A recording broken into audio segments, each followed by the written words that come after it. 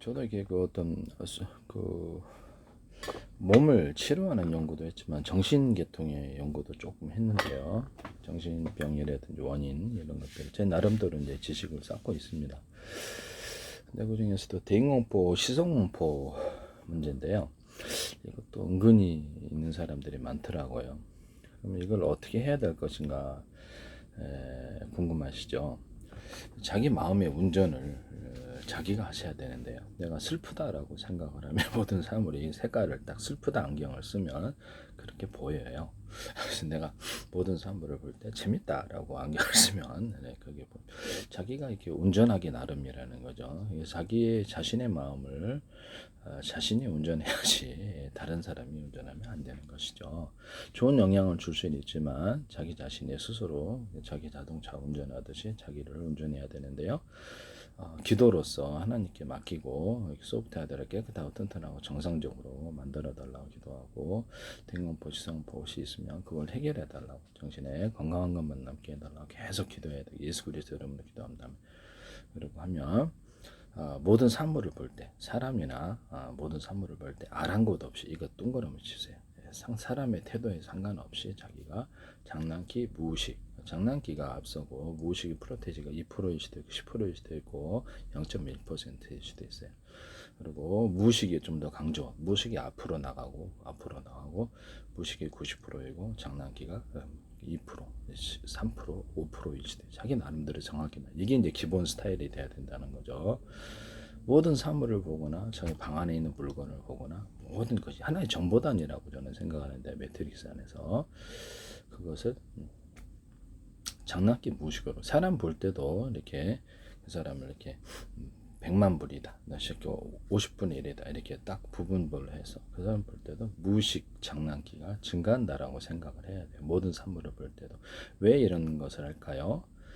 많은 숫자가 들어가게 뇌의 가소성을 따라서 우리가 마음의 운전을 많은 숫자가 들어가면 그게 우리를 움직이는 거예요. 이해가 가시죠? 체면 걸 때도 이제 그렇게 하는데요. 체면을 반복적으로 이렇게 거는 사람들 보면 반복적으로 단어를 해가지고 그거 가지고 사람을 세뇌하거나 체면하는 방법을 써요. 그래서 우리는 그런 쪽으로 악용하지 않고 선용을 한다는 거죠.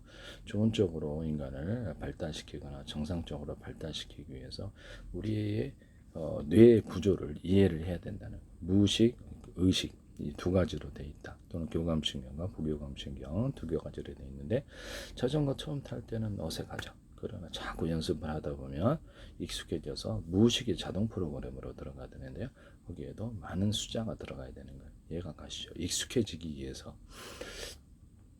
부정적인 생각이 마음에 일어나거나 대공포, 시성포 일어나니 여러 가지 이유가 있겠죠. 어렸을 때부터 그렇게 하거나 대인관계에 상처를 받거나 그러면 두려움이 시작된다는 것이죠. 그래서 제가 아랑곳 없이 상대방의 태도에 아랑곳 없이 또는 모든 사물을 볼 때 TV를 볼 때 사람을 볼 때 TV에서 사람 보는 좀 다소 편하시죠. 직접 대면 안 하시고 그러면 거기를 장난기 무의식으로 사물을 볼 때 생각을 하셔야 돼요. 이것이 숫자가 그렇죠. 100만 번이고 1000만 번이고 1억 번이고 70억 번이고 계속 들어가야 돼. 그것이 나의 주된 것. 그렇죠. 나의 소프트 하드웨어가 전체가 그렇게 돼 있다. 나의 말과 행동도 장난기 이렇게 돼 있다라고. 그렇죠. 나는 내 마음을 그냥 꼴리는 대로 생각할 수 있어요. 이해가 가시죠? 네, 나는 내 마음을 꼴리는 대로 생각. 그렇죠. 그게 범죄가 아니고 정신병으로 발전하지 않는 이상 꼴리는 대로 내 마음을 운전할 수 있다 이 말씀이죠. 이게 자신의 이게 주도적인 역할, 자전거 배울 때 옆에서 가르쳐 줄 수 있지만 자기가 이렇게 주도적으로 반복적인 연습에서 자전거 달인이 되는 거거든. 묘기까지 부리는데요. 무술을 배워도 그렇고 공부를 해도 그렇죠. 많은 숫자가 필요한 거죠. 1초 만에 딱 깨달아서 알았으면 좋겠습니다만 현실은 그렇지 않죠. 그래서 반복된 이런 것이 우리 반복된 훈련이 우리를 이렇게 자전거 달인으로 만들듯이 시성공포, 대공포라든 이런 것도 우리 마음의 자세를 따라서 반복되는 숫자가 들어가야지 그렇게 만든다 이렇게 생각하시면 되겠습니다. 무의식에까지 들어가야 되기 때문에 많은 숫자가 필요한 거예요. 그리고 꿀리는 대로 생각하니까 내가 무의식이다. 내가 무의식 장난기다. 내가 장난기 무식이다 이렇게 생각할 수도 있겠네요. 네. 그렇게 한다 해서 정신병은 아니에요. 그거 지 마음이니까 콜린 대로 그냥 운전할 수가 있는 게 그것이 이제 범죄도 아니고 정신병으로 발전하지도 않는다면 상관없다라는 거죠. 그래 너 인생을 슬프게 슬픈 안경을 끼고 봐라. 자살 안경을 끼고 봐라. 그 네 마음이다. 그러나 결과는 자기가 안 좋은 쪽으로 불려가겠죠. 그럼 네가 네 마음을 장난기로 봐서 모든 사물을 이렇게 사람의 태도에 상관없이 그렇게 해야 된다는 거죠. 왜냐하면 의도적으로 괴롭히는 사람이 있을 수 있으니까. 네, 그 사람 피하면 되죠. 뭐 굳이 그런 사람들을 가까이 할 필요가 뭐가 있겠어요? 네. 그리고 만약에 저는 이제 이렇게 악마의 작용을 얘기를 하는데 교회에서 이런 얘기를 하면 좀 이렇게 말이 안 좀 그리고 교회에서 이런 문제가 없는데 교회 밖에서는 악마라는 존재가 우리 내부에 정신병을 일으키는 거야라고 이렇게 얘기를 한 문제가 없는데 말씀이죠. 그래서 이렇게 만약에 가상적으로 그냥 꼴린 대로 생각한다면 그렇죠. 누가 나를 갖다가 악마가 나를 정신을 갖다가 우리 수없이 이렇게 비정상적인 생각들이 막 일어나잖아요. 그게 저는 악마의 작용으로 보는데요. 악마가 우리 내부를 비정상적인 생각을 집어넣어서 정신병을 일으킨다. 저는 이제 그렇게 보고 성경에도 많은 귀신들이 들락날락거릴 수 있다라고. 그래서 악한 생각을 받아들이면 귀신들이 물밀듯이 들어온다. 그래서 하나님께서 마음을 깨끗하게 해줬더니 그래서 돼지가 다시 우리 더러운 우리에 돌아가듯이 돌아가서 많은 귀신들이 또 그 안에 들어가서 거주해서 그 사람의 정신이 더 황폐해지고 예전에 형편이 더 안 좋게 되더라. 정신병의 원인은 이제 그거라고 나와 있는 것 같은데요. 비정상적인 생각이 끊임없이 일어날 때 두려움과 공포가 일어나거나 대인공포, 시공포도 그 중에 하나라는 거죠. 그러면 마귀가 됐든 누가 됐든 그 사람들은 탁 그 사람 마귀가 됐든 뭐 일단 가상적으로 내 멋대로 꼴린 대로 생각할 수 있잖아요. 그래서 그거를 눈에 딱 이렇게 걔하고 존재하는 모든 것과 상극이 되게 하고 대공포 시성포가 되게끔 해주세요. 이거는 내가 좀 이거 말을 하려다가 이걸 말 안 하려다가 지금 하는 거거든요. 이게서 말하기도 참 애매한데 이 부분이 그냥 오해할 수 있는 부분들이 있어서 뭐가 나를 갖다가 정신병을 일으키거나 대공포를 시성포를 일으킬 수 있다라는 게 하나의 가정이에요. 그래서 가정이기 때문에 이것 혹시 오해하실 수 있는 분들이 있을 수도 있다라고 생각해서 말을 안 하려다가 지금 하는 거거든요. 그래서 차마 말을 뭐 하고 싶은데 제가 말을 못해서 그래요. 그래서 그게 눈에다가 이렇게 딱 이렇게 마귀가 됐든 마귀도 공격할 수 있어요. 저는 이제 이렇게 마귀 악마를 공격하는데요. 그래서 적극적으로 정상적인 정신을 지키기 위해서 애를 씁니다. 마귀의 생각을 받아들이거나 마귀가 내 안에 이렇게 들어와서 거주하는 거 원하지 않아요. 일종 악마 기생충이 들어서 거주하는 걸 원하지 않아. 사로잡히는 건 악령에 그러니까 악한 영에 사로잡히거나 이렇게 비정상적인 생각을 집어넣는 이 존재를 받아들이기를 원하지 않는다라는 거죠. 그래서 끊임없이 우리 수업 태아들을 깨끗하게 해달라고 하고 비정상적인 생각이 존재하지 못하게 해달라고 기도하는데요. 깨끗하고 튼튼하고 정상적인 밝고 쾌활하고 명랑한 정신만 있도록 하나님 이렇게 해서 계속 기도 하나님이 된 관계에 있어서 달인이 되게 해달라고 그렇게 하고 있어요. 모든 사람에 대한 태도는 그냥 제가 선하게 대합니다. 기본적으로. 근데 괜한 사람들이 있긴 하더라고요. 일부러 괴롭히는 사람. 그 사람들에 대해서는 좀 법적인 문제가 없는 이상은 주먹 다툼을 할 수 없죠. 깜빵 갑니다. 그래서 그것을 그리고 좀 강하게 대응할 필요가 있어요. 그래서 그렇게 하지 않으면 더 이제 약자로 보고 더 괴롭히고 이렇게 한단 말이에요. 저도 당해본 적이 있어서 교묘한 방법으로 대응을 합니다. 말은 못하고 어쨌든 간에 법적으로 문제 없으면 상관없네. 그래 어쨌든 이런 대응공포, 시성공포도 악마의 작용일 수 있다라는 것을 제가 좀 조심스럽게 얘기를 해봅니다. 저는 이제 그렇게 생각하고 있고요. 그래서 악마라도 눈에 똥 발라주고 이렇게 그 모든 것과 더불어 상극이 된다. 대응공포, 시성공포 네가 생겨라. 모든 사람과 더불어 이렇게 하거든요. 그래서 저는 그렇게 하고 있어요. 그래서는 뭐 별다른 문제가 없는데요. 그래서 불안정하게 하는 어떤 존재 작용이 있다라고 저는 그렇게 기본적으로 생각하고, 우리 마음 구조, 소프트웨어 구조의 정신병 연구도 제가 좀 했다고 저 말씀을 드렸었죠. 대응 방법, 우리 마음을 어떻게 운전할 것인가, 우리가 어떻게 모든 사람과 모든 사물에 대해서, 모든 사건에 대해서 어떻게 이렇게 해야 될 것인가, 과학적 합리적인 태도를 가지는 것이 기본 방침이고요. 합리적인 이성, 이것을 중시합니다. 그래서 이성적으로 어떤 것을 분석하고 이렇게 대응하는 것에 대해서 어느 정도는 좀 제가 좀 있는 것 같은데요. 저도 다혈질이라서 무술을 해서 그런가 100% 통제한다고 이렇게 보기는 어려서, 기도로 하나님께 나를 통제해 달라고 기도하고 있어요. 그래서 깨끗하고 튼튼하고 정상적인 정신, 과학적 합리적 이성적인 정신만, 밝고 쾌활한 명랑한 정신만 남게 해달라고 계속 기도하고 있답니다. 그래서 이런 부분을 이렇게 제가 얘기를 할까 말까 하다가 이렇게 악마가 대공포를, 시성공포를 일으키는 원인일 수 있다라고 해서 얘기를 이렇게 받아들일 수 있을 것인가, 사람 이런 생각을 저는 그렇게 생각을 하고 있어요. 그래서 왜냐하면 내 마음의 생각은 내 마음대로 꼴린 대로 할 수 있으니까. 네, 그래서 악마의 작용이 이 모든 일의 원인이라고 저는 생각합니다. 인간의 정신병에.